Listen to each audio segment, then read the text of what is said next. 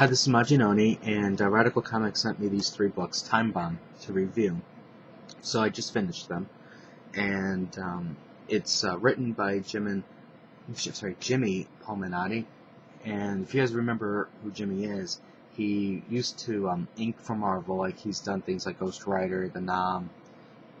He worked with Joe Q on Ash, Punisher, and he's done some work with on Deadpool, Daughters of the Dragon, and he's also written, and he's currently writing Jonah Hex and Freedom Fighters. Now, Time Bomb, it's actually, when I read the description of Time Bomb, I was actually kind of really intrigued by it, because it's basically the story of these people that were in Germany, and they were digging, and basically the floor collapsed, and they end up in a outside of like a huge Nazi complex. And what happened? Obviously, they're going to want to explore this, so they send a team of people inside there to see what's inside. And when they go inside, they accidentally trigger a missile launch. Now, the missile launch contained a virus, which basically its intention is to wipe out the human race.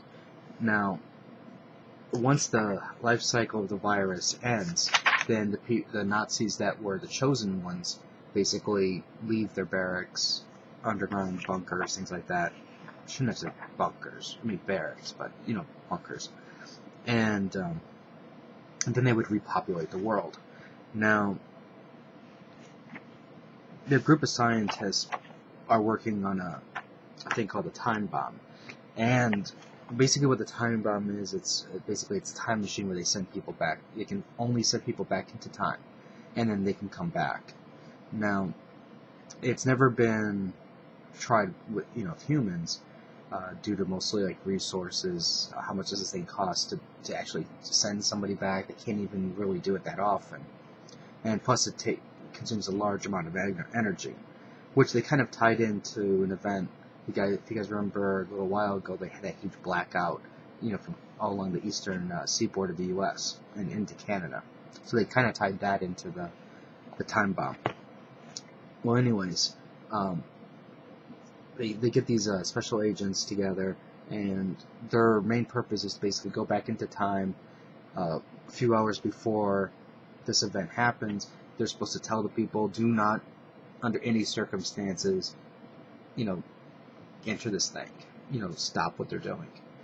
And they bring a videotape that explains everything to help collaborate their story.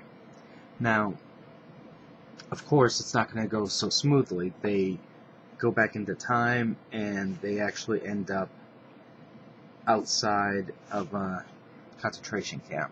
So, being good soldiers that they are, they storm the camp.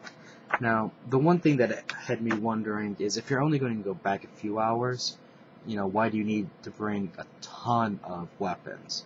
And they really did arm themselves like an armory type thing, because they just keep shooting and shooting and shooting, and they don't run out of ammo until basically issue 3.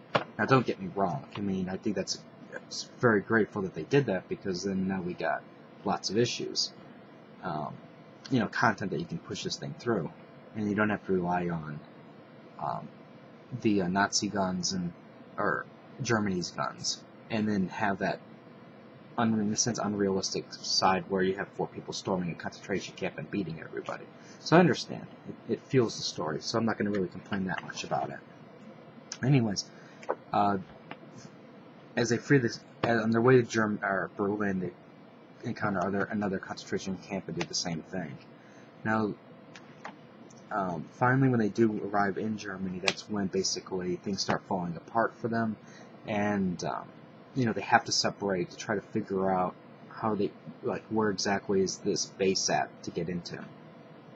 Because they have to basically, now they've changed their mission to, they're going to have to destroy this rocket before it can be launched. So anyways, overall I thought the story was really good. There's towards the end, there's some twists and turns along the way, which was, and then I also like some of the tech that they had. They don't just bring guns with them. There's some other little gadgetry, which is kind of interesting. And I thought that the story moved pretty easily. And one thing I did enjoy is, like, if you notice, like, a lot of the other Radical books, they're all fully painted. And sometimes for me, when I read a fully painted comic, things get kind of muddy sometimes. And because the way when they do their painting, they just, I don't know, it looks good, but yet it just kind of, I don't know, it kind of mushes together, I guess you can say, for me sometimes.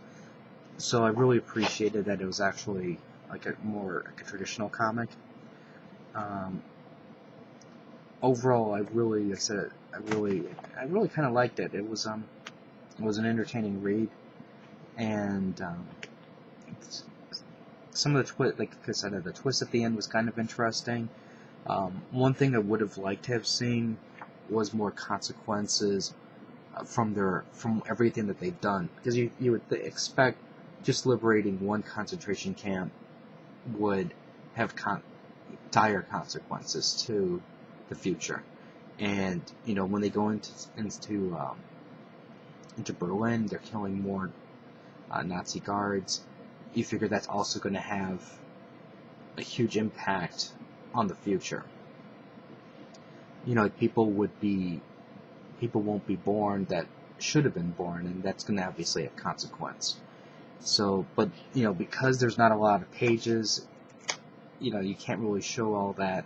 And plus, I guess, if you really think of it this way, the primary focus of the book is basically stop this missile. We don't necessarily need to know everything.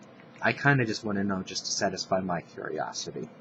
But like I said, that part doesn't stop from the enjoyment of the book. If anything, that would only open up a sequel if they ever decided to do a sequel. If you have any comments or questions, just let me know. I'll rate the video up or down. Let me know what you think. And I said overall, I thought this book, this 3-issue miniseries was really enjoyable. And, it was short and sweet. So, let me know what you guys think. And I'll have more reviews out later. So until next time.